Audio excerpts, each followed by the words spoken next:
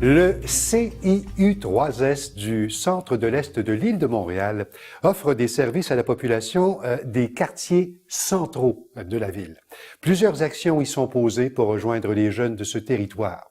La docteure Anne Bruno, médecin de famille, pratique à la clinique des jeunes de la rue du C3S Jeanne-Mance.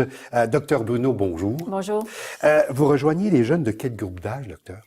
Nous, on traite les jeunes, on rejoint les jeunes de 15 à 25 ans. C'est notre clientèle. Vous offrez pas mal de services.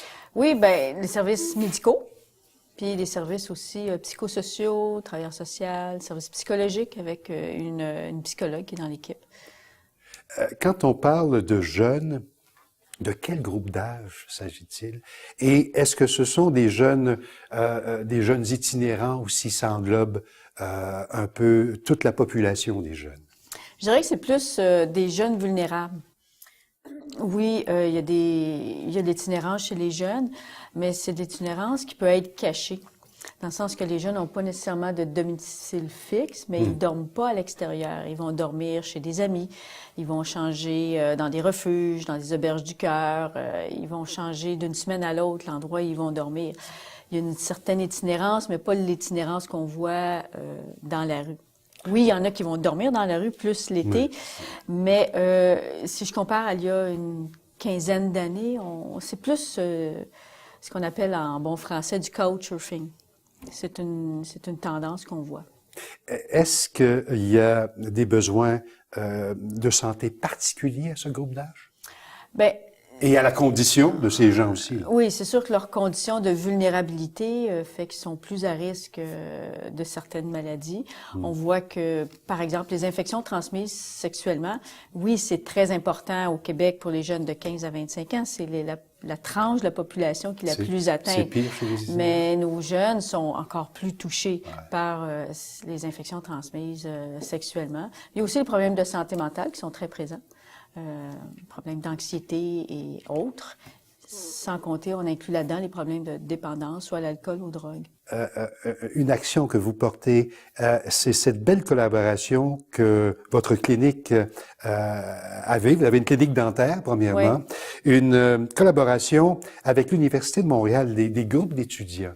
Et racontez-nous un peu.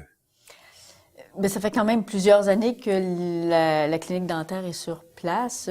Ça a commencé, écoutez, je me souviens pas exactement en quelle année, mais c'est des étudiants qui ont fait un stage avec le docteur Denis Ruel en santé communautaire. Puis on distribuait des brosses à dents, de la pâte à dents aux jeunes. Puis à ce moment-là, les jeunes leur ont dit, ben écoutez, nous, c'est bien beau là, se brosser les dents, mais on a mal aux dents. Puis on n'a pas d'argent pour aller chez le dentiste. Alors, de fil en aiguille, les étudiants, Dr Ruel, ont ramassé des fonds, si vous voulez, ils sont allés à la recherche de matériel, des dons de matériel, des dons de chaises de dentiste, de matériel pour pouvoir graduellement mettre sur pied la clinique dentaire. À l'époque, le C3S Jeanne-Mance a offert des locaux pour qu'ils puissent s'héberger dans les locaux. Et maintenant, c'est une clinique qui est bien organisée avec des radiographies, etc. Et pas juste les jeunes de la rue, mais des populations plus vulnérables ont aussi accès à cette clinique de dentisterie. C'est du donnant-donnant. En fait, ce sont des étudiants en médecine dentaire, des étudiants dentistes, donc ils apprennent un métier en même temps. Oui, et le fait que ce soit des jeunes de la rue, qui sont traités par des jeunes. Ils partagent la même musique, ils partagent. Donc, il y a une grande satisfaction de part et d'autre. Les étudiants en médecine dentaire sont très motivés à venir travailler à la clinique. Ils aiment ça, puis ils voient un éventail si vous voulez, de maladies qu'ils ne voient pas à l'université. Les intervenants de votre clinique, des jeunes de la rue, rencontrent aussi les jeunes sur le terrain. Oui. Comment ça se déroule? C'est ce qu'on appelle le travail de proximité. On a une père aidante qui est, si vous voulez, une ex-jeune de la rue. Là, je mets ça très, très grossier comme description, là. Mais on travaille en collaboration, faire des accompagnements des jeunes de la rue vers la clinique.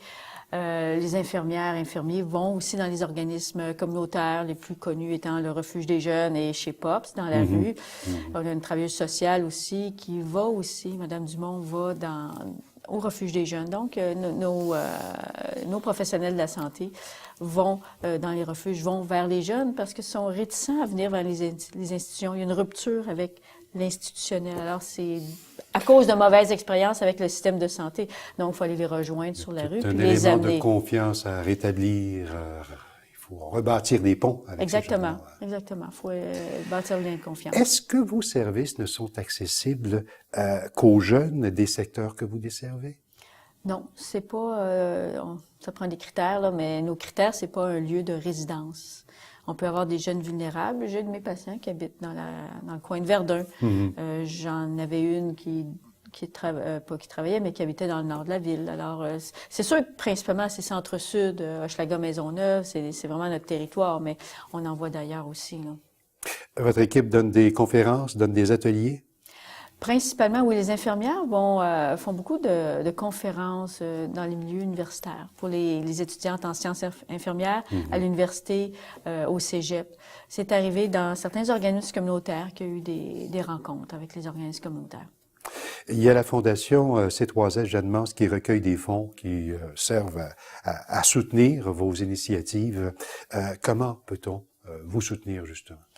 Bien, c'est sûr que la dentisterie, je pense, c'est une partie de la clinique qui a vraiment besoin de soutien financier.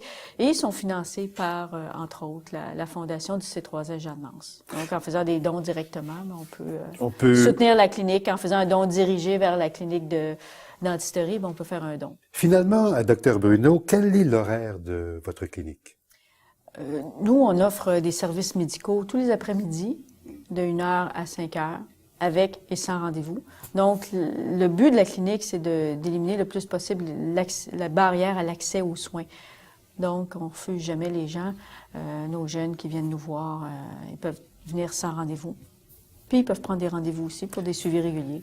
Docteur Anne Bruno, merci beaucoup de vous être prêté à notre entrevue. Je vous souhaite bon succès à votre clinique des jeunes de la rue. Merci. À bientôt. Au revoir.